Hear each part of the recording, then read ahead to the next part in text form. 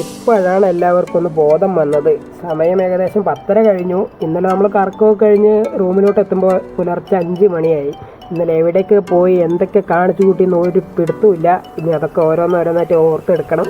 എഴുന്നേറ്റപ്പോൾ നന്നായ രീതിയിൽ വെക്കുന്നുണ്ടായിരുന്നു. അപ്പോൾ പറഞ്ഞ് നമുക്കൊരു നല്ലൊരു സ്പോട്ട് പിടിച്ച് ഫുഡൊക്കെ ശേഷം അടുത്ത സ്ഥലങ്ങളിലോട്ടൊക്കെ പോകാമെന്ന് വിചാരിച്ചു. അൻഡി സാറുകൊണ്ട് മുന്നിൽ പോയിട്ടുണ്ട്. ഞാനും ജോൺ സാറും കൂടെ അതിൻ്റെ പുറകെ വെച്ച് പിടിക്കുന്നുണ്ട്. ഇന്നലെയൊക്കെ എന്തൊക്കെയൊക്കെ കാണിച്ചു കൂട്ടിയതിൻ്റെ ഒരു പിടുത്തമില്ല.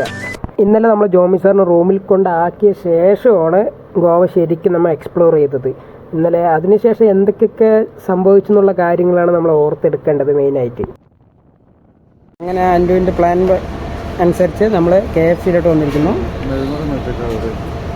വണ്ടി തൂക്കിയാൽ മതി.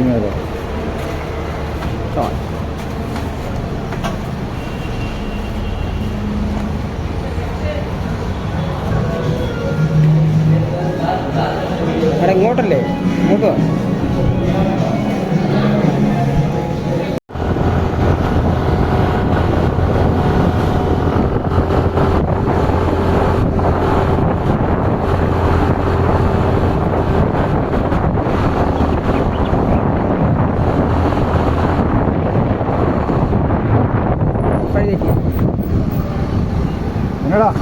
നമ്മളങ്ങനെ അടുത്ത സ്പോട്ടായ അഗൂഡ ഫോർട്ടിലോട്ട് എത്തിയിരിക്കുന്നു.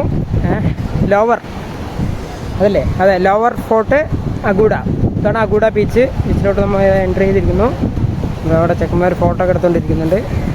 സാറ് ശരവണ്ണോടെ ഉണ്ട്.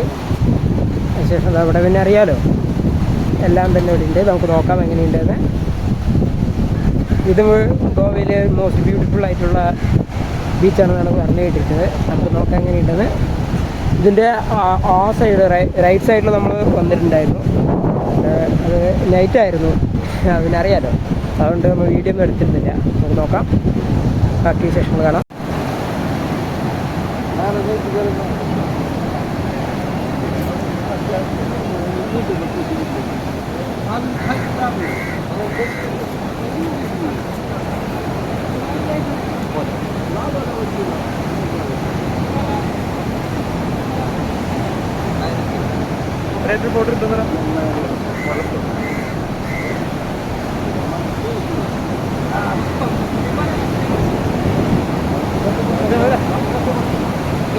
അങ്ങനെ നമ്മൾ അഗോഡ ഫോർട്ടിൻ്റെ അവസാനം വരെ എത്തിയിട്ടുണ്ട്. സ്ഥലം പറഞ്ഞാൽ ഇതുവരെ ഉള്ളൂ, ഇത് കഴിഞ്ഞ അവസാനം എന്നാണ് പറഞ്ഞത്. നോക്കിയിട്ട് വരാം. ഇല്ലേ? ഓ, ഡേഞ്ചർ സോൺ വാർണിംഗ് ഒക്കെ കൊടുത്തിട്ടുണ്ട്. എന്താണെന്നറിയില്ല. അപ്പോൾ ഇവിടെ ഗ്ലാസിൻ്റെ ഫ്രെയിമൊക്കെ വെച്ചിട്ടുണ്ട്. അല്ലേ? വർഷങ്ങൾ പണ്ട് ബ്രിട്ടീഷുകാർ പണിതായിരിക്കും അല്ലേ? ലൈൻസൊക്കെ ഉണ്ടല്ലോ അതേപോലെ അല്ലേ? ക്ലാസ് ആ ഭാഗത്തും ഉണ്ട് കേട്ടോ. നമ്മളൊക്കെ അങ്ങോട്ട് പോകുന്നില്ല. തൽക്കാലം ഇതൊക്കെ കണ്ടിട്ട് പോവാം. ഇത് എൻ്റെ കൂടെ ഫോട്ടോ ഒക്കെ എടുത്ത് നടക്കുന്നുണ്ട്. വാ, ഇനി നമ്മൾ തിരിച്ചു പോവാം. ആരുമില്ല, ലൈവ്. അങ്ങനെ തിരിച്ചു നടന്നു പോയിക്കൊണ്ടിരിക്കുന്നു. അവർ എല്ലാവരും ഹാപ്പിയിലാണ്. അതാ ശരവണ്ണും ജോമി സാറും അവിടെ തന്നെ നിൽപ്പുണ്ട്. ഇനി അങ്ങോട്ട് തിരിച്ചു പോവാം. അവിടെ തന്നെ വെയിൽ സമയം ഇപ്പോൾ എത്രയായി? സമയം 4 മണിയായി. എന്നാലും ഇവിടെ വെയിലൊക്കെ ഉണ്ട്. കുഴപ്പമില്ല. ഇനി അടുത്ത സ്പോട്ടിലോട്ട് നമുക്ക് പോവാം. അങ്ങനെ നമ്മൾ ഗോവയിലെ ഒരു ഭംഗിയായിട്ടുള്ള ഒരു ബീച്ചും കൂടി കണ്ടു തീർത്തിരിക്കുന്നു. ഇവിടെ തന്നെ താജിൻ്റെ പ്രോപ്പർട്ടി വരുന്നുണ്ട്. ഇവിടെ റൈറ്റ് സൈഡിൽ ഇതായി കാണുന്നത് താജ് ഗ്രൂപ്പിലെയാണ്. അമ്മമാരൊക്കെ പോയി അതൊക്കെ ക്ലോസ് ചെയ്തു.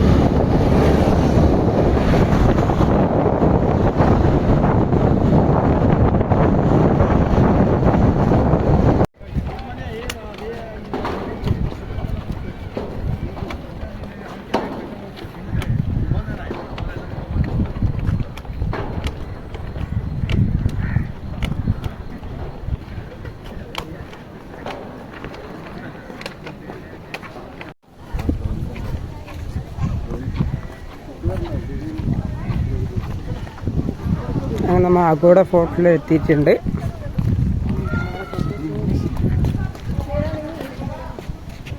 അപ്പോൾ നമ്മൾ അവിടെ പോയത് അഗോഡ ഫോർട്ടല്ലേ? ഇതും അഗോഡ ഫോർട്ടാണ്. ഇതിൻ്റെ ഒരു ബാക്കി ഭാഗമാണ് മെയിനായിട്ടുള്ളത്. ആണ്. അങ്ങനെ നമ്മൾ എൻട്രിയിൽ എത്തിക്കുന്നു.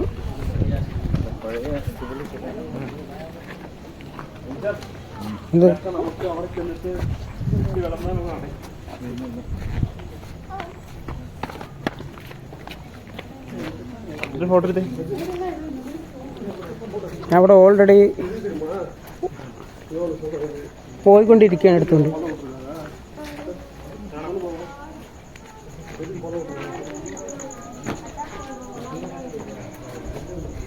ബ്രിട്ടീഷുകാരുടെ കൊത്തിപ്പണികൾ.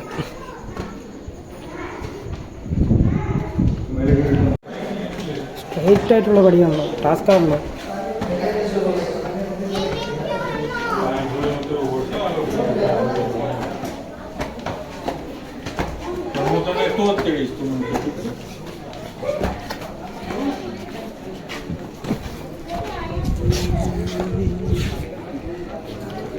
ലൈറ്റ് ഹൗസ് മോഡൽ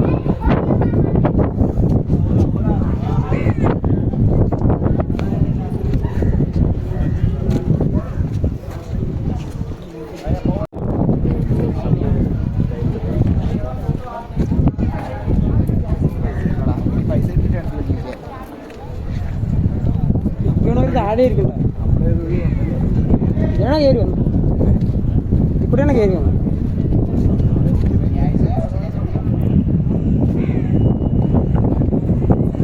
നാഗാഡ ഫോർട്ടിൻ്റെ മേൽഭാഗം അതന്നെ എൻട്രൻസ്. അതന്നെ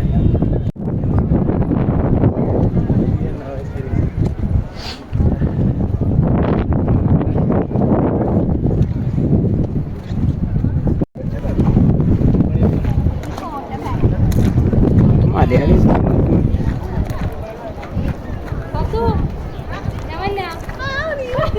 ഞാൻ വന്ന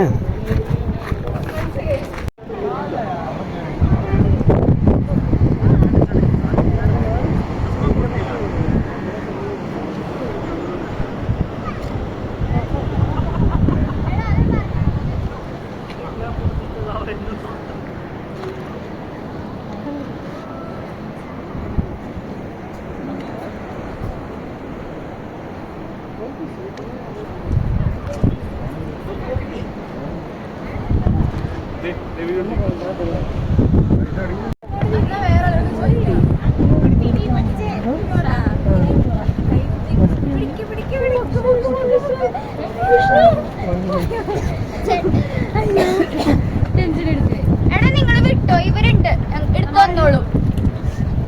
അപ്പൊ നിങ്ങൾ ഒരു 2 പിക്ക് എടുത്തിട്ടുണ്ട് ഫോൺ.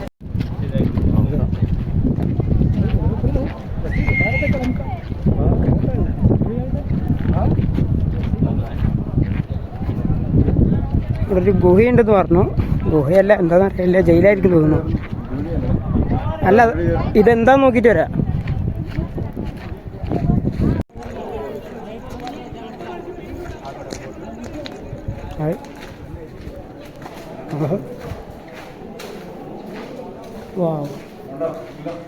ആ ഇവിടെ ഇങ്ങനെ കാണാൻ ഉണ്ട്. ഇങ്ങോട്ട് വാ,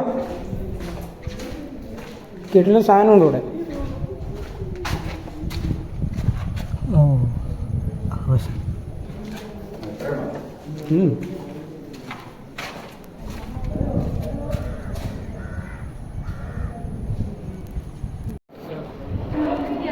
ഇവിടെ എന്തൊക്കെയുണ്ടല്ലോ,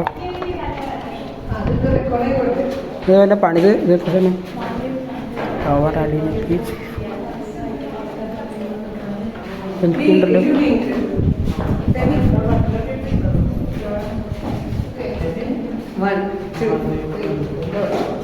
നമ്മ പുറത്തോട്ട് ഇറങ്ങും.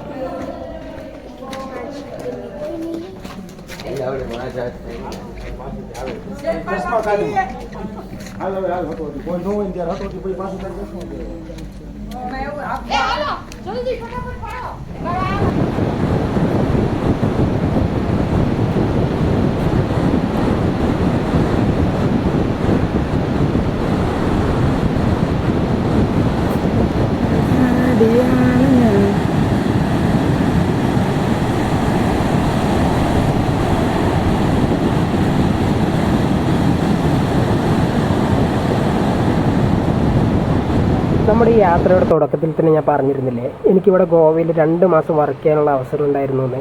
അന്ന് എനിക്ക് ഈ ഗോവ അത്ര മനോഹരമായിട്ടൊന്നും തോന്നിയിട്ടുണ്ടായിരുന്നില്ല കേട്ടോ. പക്ഷേ ഈ കഴിഞ്ഞ 3 ദിവസം നമ്മുടെ പിള്ളേരുടെ കൂടെ എക്സ്പ്ലോർ ചെയ്ത് അപ്പോഴാണ് എനിക്ക് ഫീലായത് സത്യത്തിൽ ഗോവ അത്രയും മനോഹരമാണെന്ന്. ഈ ഒരു യാത്രയിൽ എനിക്ക് വരാൻ കഴിഞ്ഞില്ല, അത് ഏറ്റവും വലിയൊരു നഷ്ടം തന്നെയായിരിക്കും. അതെനിക്ക് ഇപ്പോഴാണ് എനിക്ക് സത്യത്തിൽ മനസ്സിലായത്. പക്ഷെ എൻ്റെ ഏതൊരു യാത്രയുടെ പുറകിലും എനിക്കൊരു ബാക്കിലൊരു സപ്പോർട്ട് ഉണ്ടാകും. ആ ഒരാളുടെ സപ്പോർട്ട് ഇല്ലാതെ എനിക്ക് ഏതൊരു യാത്രയും ഇത്ര മനോഹരമാക്കാൻ കഴിയത്തേയില്ല. കാരണം എൻ്റെ എല്ലാ യാത്രയുടെ പുറകിലും ആ ഒരു പാതക്കളി ഉണ്ടാവും. അങ്ങനെ നാട്ടിലോട്ടുള്ള ട്രെയിൻ എത്തിയിട്ടുണ്ട്. അങ്ങനെ ഇവർ 3 പേരും ട്രെയിൻ കയറ്റി വിട്ട ശേഷം ഞാൻ പൂനെയിലോട്ട് പോവുകയാണ്. എനിക്കുള്ള ബസ് വൈകിട്ട് 7 മണിക്കാണ്. ബസ് വന്നു, നമ്മുടെ ബസ് അവിടെ നിൽക്കുന്നുണ്ട്.